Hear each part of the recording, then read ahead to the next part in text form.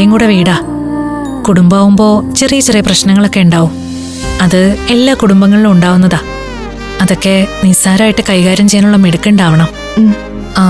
നമ്മുടെ ശത്രു എന്നും നമ്മുടെ നാവാ.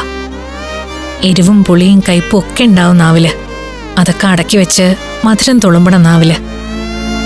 ചേച്ചി പറഞ്ഞത് മോൾക്ക് മനസ്സിലായില്ലേ?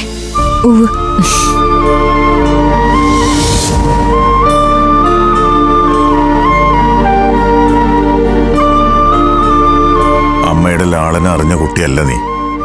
ഇനി അംബികയായിരിക്കണം നിനക്കമ്മ. അതൊന്നും നടക്കുന്ന കാര്യമല്ല. അമ്മ വേറെ, അമ്മായിയമ്മ വേറെ. എന്റെ അടുത്ത് പോരെടുക്കാൻ വന്നാ ഒട്ടിക്കും ഞാൻ ചെകിടത്ത്. അതിനൊന്നുള്ള ഇട വരത്തില്ല ഞാൻ. അനുസരിച്ച് ജീവിച്ചോളാം. ഇനിയാണ് ജീവിതം തുടങ്ങുന്നത്.